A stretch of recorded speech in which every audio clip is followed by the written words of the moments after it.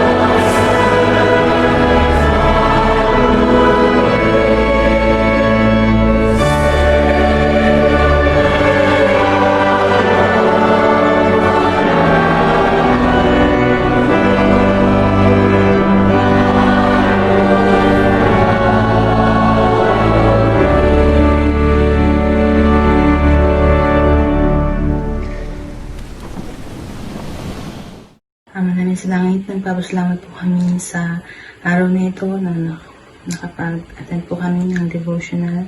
Ama, maraming salamat po sa patuloy po na pag-guide po sa amin, na aming mga leaders. At maraming salamat po, Ama, sa messages po na aming napakinggan ngayong araw. At maraming salamat po, Ama, sa patuloy po na pag-guide niyo po sa amin at sa pagmamahal po na pinaparamdam niyo po sa bawat pamilya. Hiniling po namin, Ama, na kami po ay patuloy niyo pong kapaspasan at ingatan po sa aming pong mga sakit at hiniling po namin naman na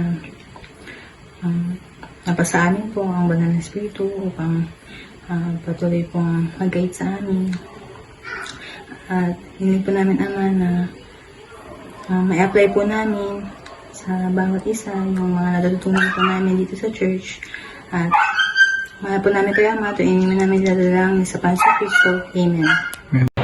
Thank you very much, Sister Sarah. Ngayon po, brothers and sisters, pakinggan natin ang talk ni Sister Nenita Cervantes, ang ating seminary teacher sa ating Bocaue Ward. Good evening, brothers and sisters. Ang topic na napili ko ay makikita sa Come Follow Me sa Alma chapter 37 verses 6 to 7. Sa pamamagitan ng maliliit at mga karaniwang bagay ay naisaka sa katuparan ng mga dakilang bagay. Kung minsan maaari natin madama na parang napakalaki at napakakomplikado ng mga problema natin, kung kaya kailangan ay malaki at komplikado rin ang mga solusyon. Subalit paulit-ulit na pinipili ng Panginoon na gumamit ng maliit at mga karaniwang bagay para isakatuparan ang kanyang gawain at pagpalain ang buhay ng kanyang anak. Ito ay nasa Alma 37 verse 6. Ano ang mga ilang simpleng bagay na ginagamit ng Panginoon para pagpalain tayo at isa sa katuparan ng kanyang gawain? Sa talk ni President Dallin H. Oaks sa General Conference noong April 2018, ang kanyang mensahe ay tinuro ni Alma sa kanyang anak na si Helaman na nakatala sa Aklat ni Mormon. Sa pamamagitan ng maliliit at karaniwang bagay ay naisa sa katuparan ang dakilang bagay. Tinuruan tayo ng maraming maliliit at mga karaniwang bagay sa Ebanghelyo ni Jesucristo. Kailangan nating mapaalalahanan na kapag pinagsama-sama sa pagdaan ng panahon, ang tila maliliit na bagay nito ay magsasakatuparan sa dakilang bagay. Naipaalala kay President Dallin Oaks na ang malakas ng puwersa ng maliliit at karaniwang bagay sa paglipas ng panahon dahil sa isang bagay na nakita niya noon siya ay naglalakad isang umaga. Ang bagay na kinunan niya ng litrato, ang makapal at matibay na konkretong bangketa ay nagbibitak-bitak na. Dahil ba ito sa malaki at malakas na puwersa na tumutulak mula sa ilalim? Ang sabi niya ay hindi. Ang mga bitak na ito ay sanhi ng dahan-dahan at unti-unting paglaki ng isa sa mga ugat na gumagapang mula sa kalapit na puno. Ang puwersang nagpabitak na makapal na konkretong bangketang ito ay napakaliit para masukat sa araw-araw o ng buwanan, ngunit ang epekto nito ay sa paglipas ng panahon ay napakalaki. Gayon din kalakas ang epekto sa pagdaan ng panahon ng maliliit at mga karaniwang bagay na itinuturo sa atin ng mga banal na kasulatan at mga buhay ng propeta. Isipin ang pag-aaral ng mga banal na kasulatan na itinuturo sa atin na gawing bahagi ng ating buhay o sa araw-araw. Isipin ang mga personal na panalangin at pagluhod at pagdarasan ng pamilya na regular na ginagawa ng mga matatapat na mga banal sa mga huling araw. Isipin ang attendance sa seminary para sa mga kabataan o mga institute class para sa young adult. Bagamat bawat isa sa mga gawain nito ay tila maliliit at karaniwan, sa paglipas ng panahon, ang mga ito ay mahantong sa matinding espiritual na paglakas at pag-unlad. Nangyayari ito dahil sa bawat isa sa maliliit at mga karaniwang bagay na ito ay nagaanyaya ng patnubay ng Espiritu Santo. Ang tagapagpatotoo ang nagbibigay ng kalinawan sa atin at gumagabay sa atin sa patungo sa katotohanan.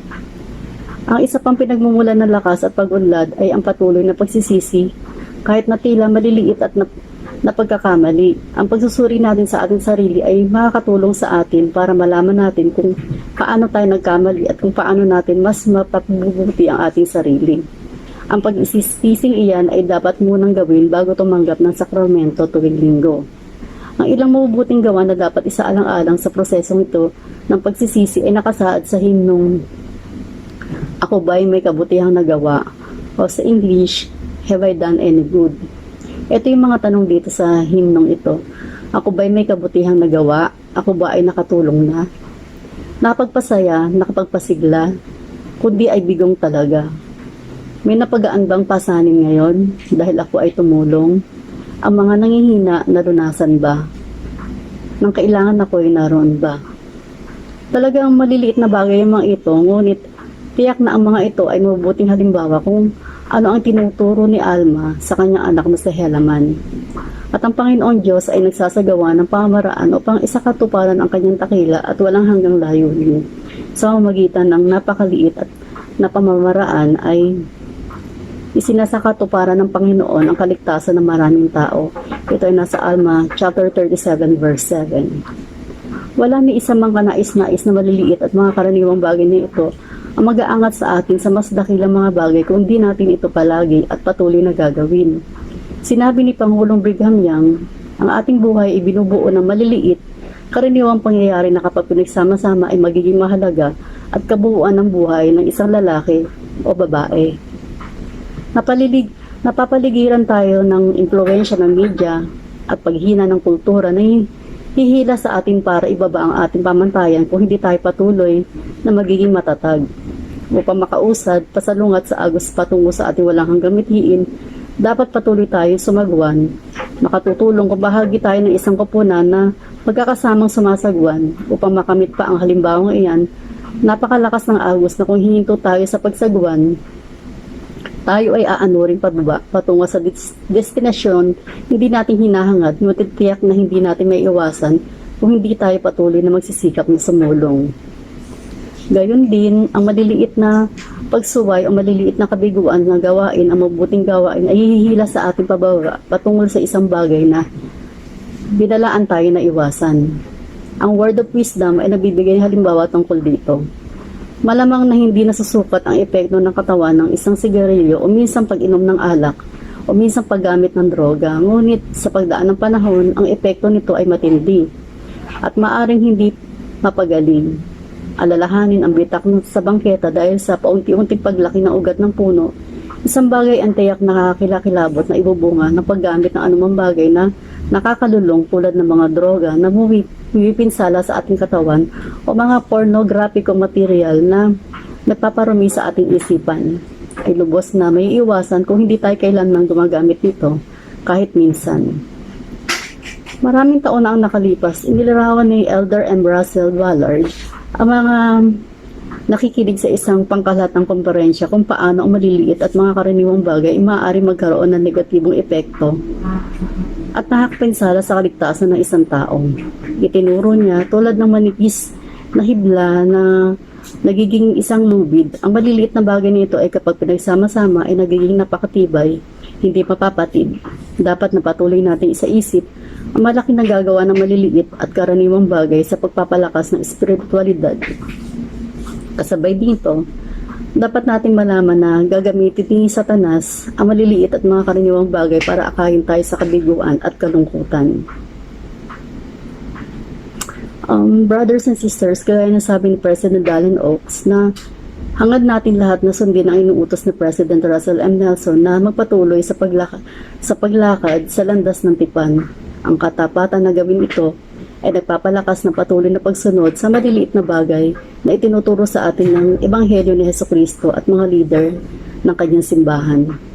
Alam ko po nang binahagi ko sa inyo totoo, iniiwan ko po ito sa pangalan ni Jesus Christ. Amen. Maraming salamat po, Sister Nenet, sa inyong itinurong mga doktrina, prinsipyo, at mga bagay na inyong pong ibinahagi sa aming lahat. Ngayon, brothers and sisters, dadako na po tayo sa mga announcements para sa ligtas na pagsisimba natin sa darating na 2 ng Agosto. Bago po ito simulan, inaanyayahan ko po kayong awitin o panoorin ang awit na Love One Another. Matapos po nito, ay didiscuss ko na ang mga guidelines sa ligtas na pagsisimba sa ating Bukawi Chapel.